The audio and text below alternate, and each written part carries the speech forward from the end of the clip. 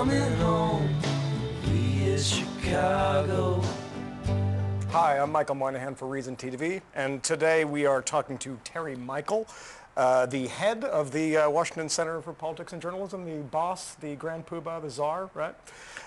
Former press secretary for Paul Simon, and we are also with Mike Flynn, the director of government affairs at the Reason Foundation, and also an old hand in Chicago politics, who worked for the well, you know, don't furrow your I'm just brow. trying to think of the statute of limitations. Yeah, okay. It was a long time ago. You worked for the Republicans in the state legislature. There actually was a Republican Party at the time I worked there, and there was one when I left, so I can't vouch for what happened afterwards. And I got my start working for the Democrats in the legislature in 1973. And we have two experts on Chicago politics, and obviously there is a reason to discuss Chicago politics again outside of Barack Obama.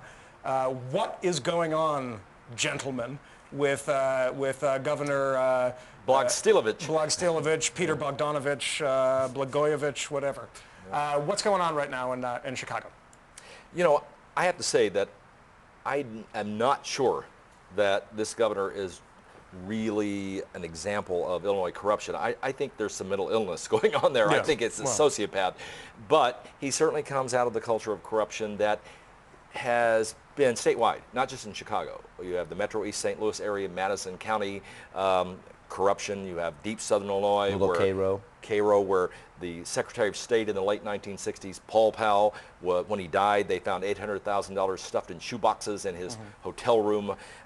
You have Springfield, the state legislature, which was corrupt. My ex-boss, Paul Simon, blew the whistle on that in a Harper's Magazine article in 1963, corruption in the Illinois legislature. So you've got it everywhere. Chicago, Springfield, the legislature, the Metro East area, let's go back to this 1963. I mean, this is something that runs very, very deep in Chicago politics and doesn't seem to have abated at all in the past 40 years. It really did abate because a lot of it was driven by patronage, and civil service sort of got rid of some of that.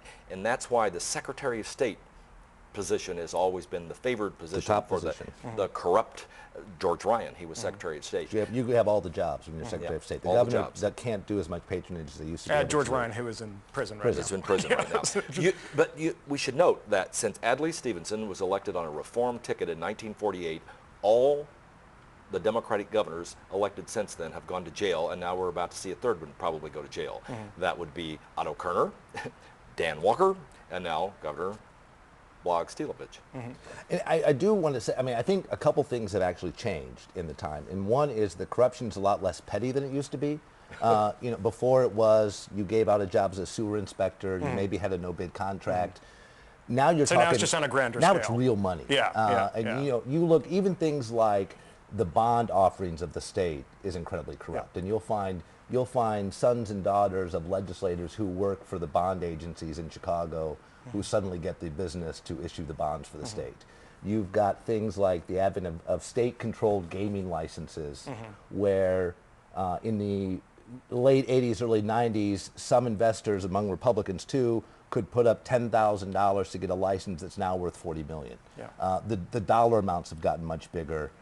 So the scale of it has gotten much bigger. So when you were working for Republicans, way back in the day, there was no big ticket $1 million items out there. You're saying there's they were just starting to be, but it used to be like when I was there, and again, I'm trying to think statute of limitations. I mean, one of the big things that you always had in the legislature every year was what was called the pension bill.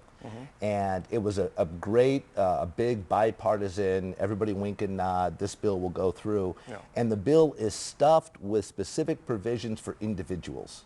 And it was written in a way that would never look like it was for individuals, but basically it was letting Mo on the Northwest side have an extra 5 years in his pension, and that would be a bill that would go through. What I saw when I was there is that people always think of Chicago machine, Democrat politics in Illinois being corrupt. It's fully a bipartisan industry at this point. And you have the top of the Republican Party, whom I can't name, you know, is just as deep into the corruption Is there something particular to Chicago about this? I mean, we hear this is the constant media refrain now is that, well, you know, what do you expect? This is Chicago, and we've known about this for ages. Is this something that you find in other large cities throughout America, or is there something particular to Chicago? It's really all about one-party politics. Whenever Yeah. you have a one-party political system, like we're sitting in one right now in the District of Columbia, where there's nobody to keep an eye on the other guys, there's not a viable second party. Therefore, people get away with murder. And that's exactly what happened in Chicago. It was a one-party jurisdiction. They controlled everything. There was no Republican Party and you know, the press did a watchdog role, but you got to have another party to keep an eye on the other guys. And you also had a really well-oiled machine that still exists, that was not blown apart by racial politics, gender politics, things that blew apart the machines in other urban areas. The machine stayed in Chicago. I mean, you've got the dailies running the town for several decades. The thing that marked about Chicago, unlike, say, an urban area like Baltimore or New York, is by many measures Chicago works. Yeah. It's a functioning city.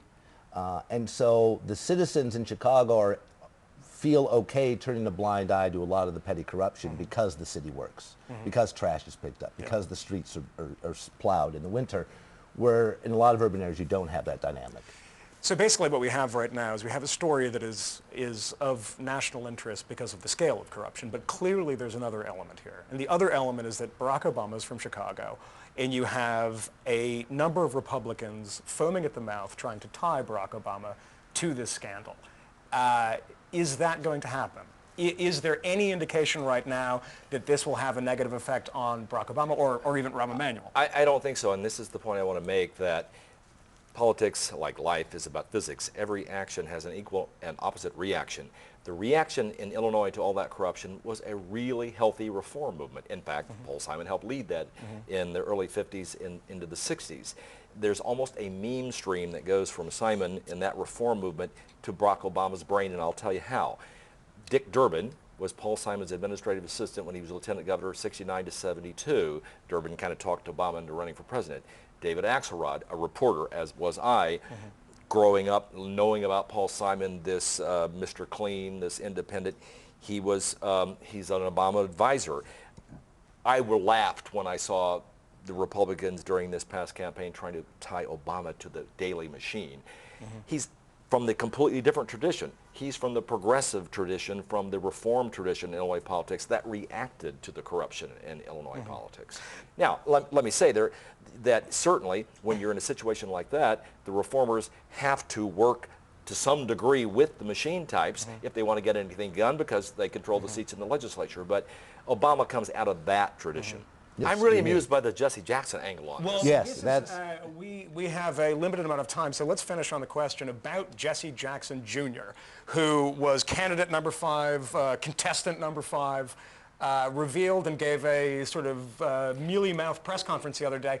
What's going to happen to Jesse Jackson Jr.? You know, I spent 17 years as a political communicator. Either he got the worst advice that anyone's ever gotten, holding a press conference in which almost Shakespearean protest is too much, way too much. Yeah. You know, you got to wonder what's going on there. I don't know. Nobody knows. Well, his father's that. been bulletproof for And how he's many also years? not part of the daily machine. Okay. And so it'll be interesting to Explain see. that a little bit. He's in sort of an independent actor. And Yeah, and the real issue that drives it right now has to do with airports.